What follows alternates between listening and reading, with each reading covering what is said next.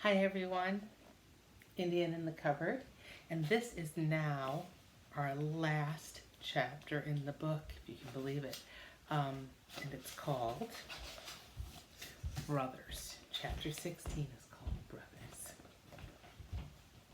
Omri had fully intended to go to sleep. Patrick did, almost immediately, but Omri couldn't, tired though as he was. Instead, he lay in the candlelight, his head turned towards the table where Boone lay, and Little Bear sat cross-legged next to him, erect and watchful. Erect means sitting up straight. Sometimes Omri would close his eyes, but he did no more than doze. Each time he opened them, he would meet Little Bear's unblinking gaze.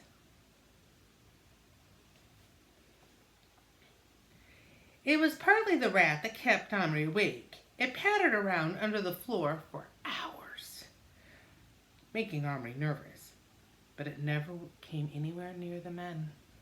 No, that wasn't the main thing. The main thing that kept Omri awake was Omri's thoughts.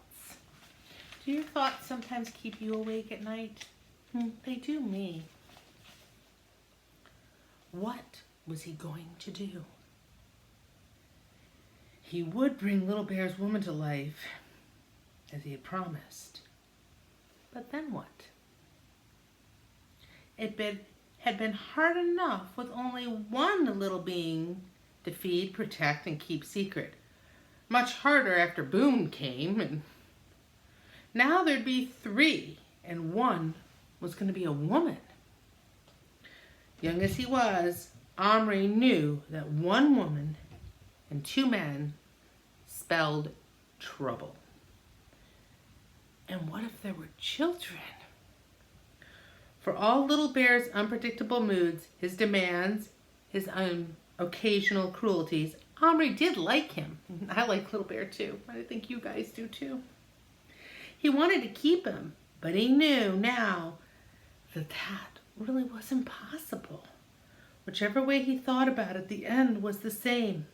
It was a disaster of some kind. Whatever magic had brought this strange adventure about must somehow be put to use again to send the little people back to their own place, to their own time. Having decided this, however sadly and reluctantly Omri's stressful thoughts let go of their hold on him, and finally he drifted off to sleep. When he opened his eyes again, dawn was breaking. The morning chorus of birds was just beginning. The candle had burned itself out, and the rat had gone to sleep. So had Little Bear, nodding over his bow. Omri peered closely at Boone. The yellow field dressing on his wound moved steadily up and down. His skin had lost that gray look. He was better. Of course, Little Bear shouldn't have gone to sleep, but just the same, he had done his best, and Omri slipped out of bed. His blazer was hanging from a hook on the back of the door. He took the paper bag with the woman in it out of the pocket. Moving on his tiptoes, he went over to the cupboard, took out the little plastic soldier, and put the plastic Indian girl inside and locked the cupboard door again. When he heard little movements, he unlocked the cupboard and opened the door just a crack, so she wouldn't be frightened in the dark.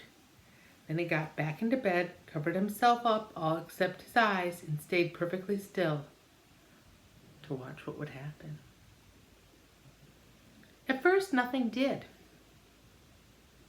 Then slowly, stealthily, the door was pushed a little further open, and out crept an Indian girl. There was enough light in the room now for Omri to see the black of her hair, the chestnut brown of her skin, the bright red of her dress. He couldn't see her expression, but he guessed she was probably bewildered. She glanced all around and at once spotted Boone lying on the ground and Little Bear dozing beside him. She approached them very cautiously, means very carefully. For a few moments she lingered behind Little Bear, clearly not sure whether she should touch and wake him or not.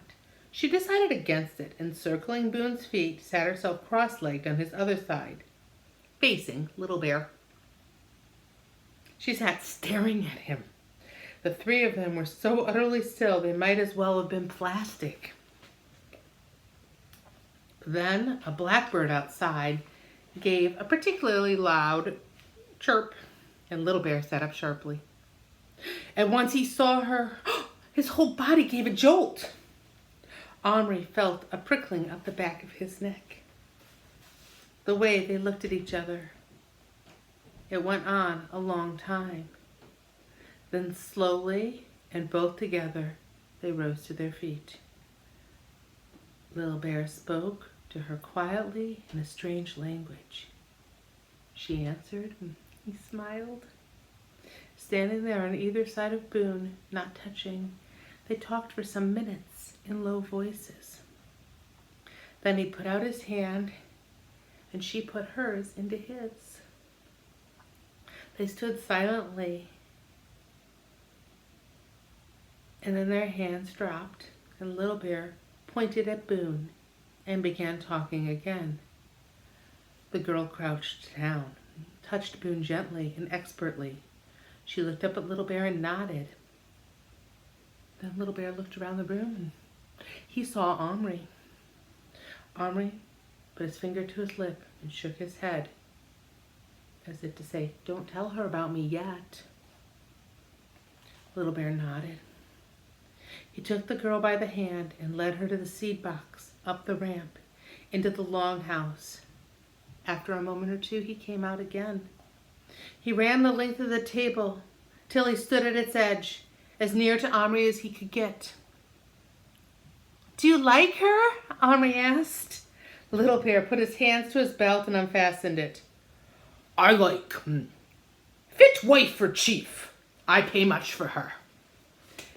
And he handed Omri the belt, made of the shiny white beads. Now, Omri, here, Little Bear. Oh, I'm sorry.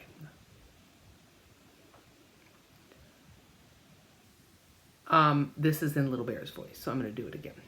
"Now, Omri, hear Little Bear. Woman say Boone good, not die.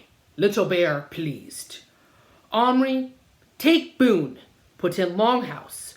Woman take care, give little medicines." He held up the pillbox. "Omri, get food, make wedding feast." Oh my gosh, they're going to get married. "How can you have a wedding feast with only 2 Indians?" Omri said. "Yes, not good. Omri, make more Indians."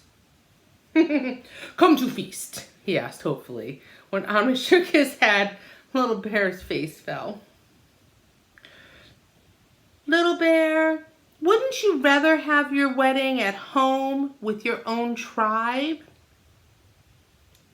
Little Bear was no fool. He understood at once. He stood still, staring at Omri. "Omri, put in box, send back," he said. His voice was very flat. Omri couldn't tell if he liked the idea or not. "What do you think? Wouldn't it be better?"